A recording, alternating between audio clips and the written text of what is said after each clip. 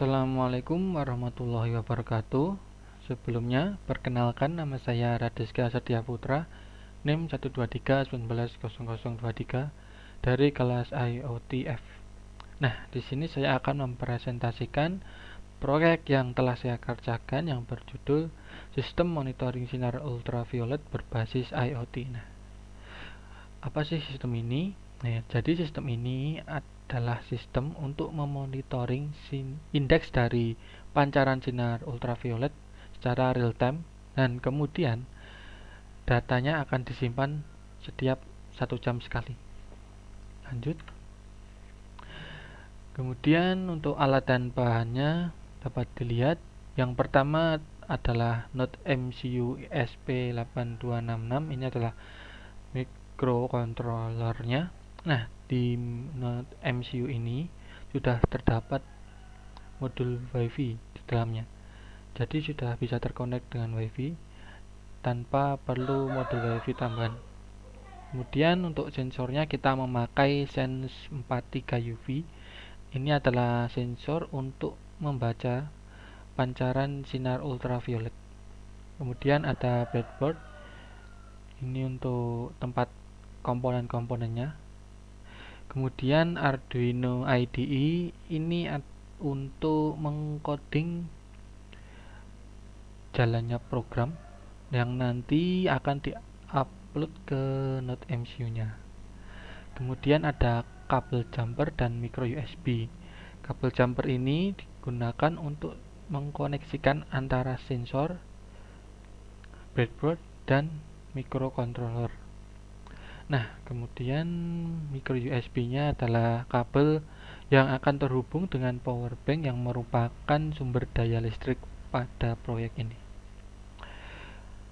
Lanjut, untuk skemanya di sini pertama yang kiri. Ini adalah arsitektur dari sistemnya. Sangat simpel. Pertama di sini ada sensor. Ini Node MCU-nya. Ini power bank-nya. Jadi sensor nanti akan mengirim data yang masih berbentuk analog, data analog. Kemudian pada Node MCU ini akan diolah hingga terbaca indeksnya. Kemudian ini power bank adalah power supply-nya. Setelah ini data didapat, maka data tersebut akan dikirimkan melalui internet ke server atau database. Nah, pada database ini terdapat 2 tabel.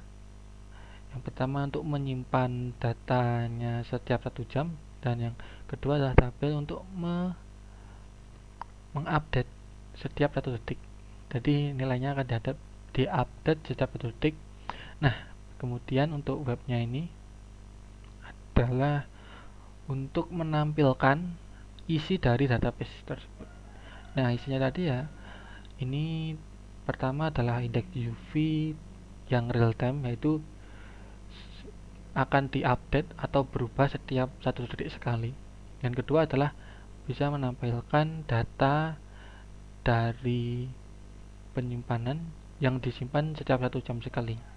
Nah, di sini user akan mengakses web. Kemudian ini di dalam prosesnya, pertama itu mulai. Nah, nanti Node MCU-nya akan menyambungkan ke WiFi. Jika belum berhasil akan diulang terus. Jika sudah, maka sebetulnya ini sebelum mengirim, nanti kan data dari sensor masuk ke Node MCU tadi ya.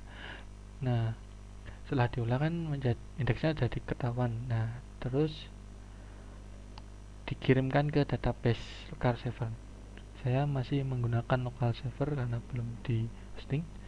Kemudian dari database local server akan menampilkan datanya di web. Nah, dan selesai. Kemudian untuk codingannya, ini untuk codingan Arduino nya, untuk microcontrollernya. Yang bagian cetup ini mungkin saya bagian gini. Terus yang pertama adalah connect ke WiFi. Ini WiFi bagian, namanya dan password. Ini akan terus diulang jika belum terkoneksi. Jika sudah, masuk ke looping. Nah, di looping ini yang pertama adalah membaca dari pin analognya ini masih berbentuk data analog. Kemudian dari WIN analog tadi dikonversikan menjadi angka 0 sampai 1200. Nah, ini kenapa 204? Karena sensor yang kita pakai itu output powernya itu cuma sampai 0 sampai 1 volt. Jadi ini bukan, biasanya kan 1023 kalau 5 volt, untuk 3 volt kan 669 kalau nggak salah. Jadi kita pakai 204 karena 1 volt. Kemudian setelah itu karena sudah terkonversi menjadi ini pancarannya NV. Nah, indeks VV-nya kita kategorikan. Jika pancaran 0 sampai 227 itu indeksnya masih kosong, masih aman. Kemudian sampai 310 itu 1, terus 310 sampai 407 berarti ya. Itu 2 masih aman, dan selanjutnya sampai 11. Kemudian ini untuk pengiriman data ke database-nya. Ini karena masih menggunakan local server, ini portnya 80. Kemudian ini link http 192. Ini adalah IP lokalnya. Ini IoT, ini file untuk PHP sensor mengirimkan data UV underscore index. Nah, di sini kita menggunakan metode get dari link ini. Kemudian untuk database-nya ini yang sudah saya sampaikan tadi, terdapat 2 tabel. Tabel pertama ini menyimpan setiap 1 jam, ada ID, UV, dan ini reading time, ini waktu penyimpanannya, ini setiap 1 jam. Kemudian ini untuk menampilkan secara real time-nya, jadi setiap data yang dikirimkan dari microcontroller akan diupdate di sini. Kemudian untuk demonya ini sudah saya buat. Baik, di sini di depan saya sudah ada project yang telah kita rangkai. Di situ ada microcontroller, sensor, breadboard, kabel, dan power bank. Langsung saja untuk demonya. Di layar laptop itu adalah web untuk memonitor indeks dari UV. Lalu kita cek dengan menggunakan lampu belajar berapakah indeks UV-nya. Nah, ini indeks UV-nya lampu belajar adalah 1.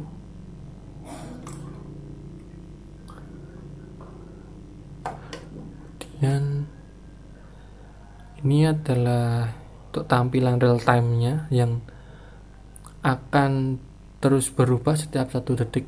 Nah, kemudian ini adalah tampilan dari data yang tersimpan setiap 1 jam. Baik, untuk demonya seperti itu. Lanjut. Di sini di depan saya Ini kemudian adalah keuntungan dan kelebihan. Di sini tidak ada kekurangan. Yang pertama itu kita membuatnya berbasis IoT. Kenapa ini menjadi kelebihan? Kan biasanya kalau pakai alat pendeteksi sinar UV kan cuman sensor dan monitornya seperti digital itu jadi satu. Nah, itu datanya tidak bisa disimpan, cuman bisa dilihat pada saat kita menggunakan. Nah, kelebihannya di sini adalah kita menggunakannya berbasis IoT, jadi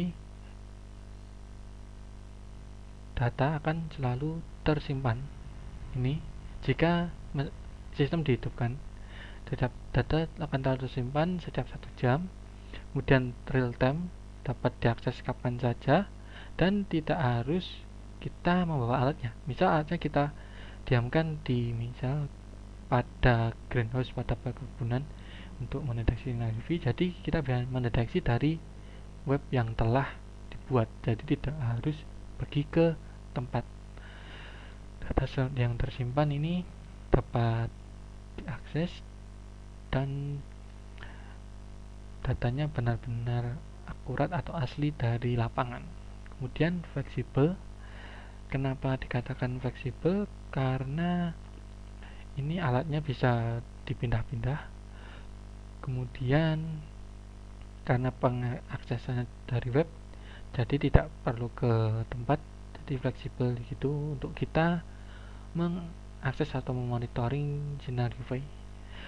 Dan ini saya katakan dapat di-upgrade. Kenapa?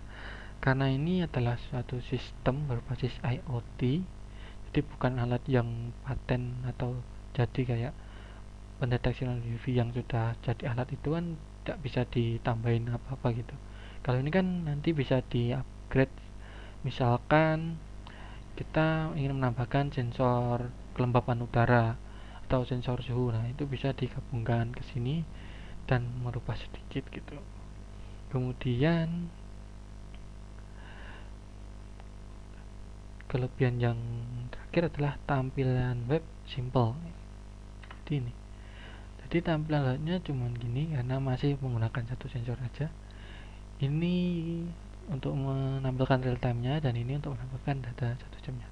Nah, untuk proyek ini sebenarnya bisa diimplementasikan ke banyak hal. Pertama, itu bisa dikasih di perkebunan yang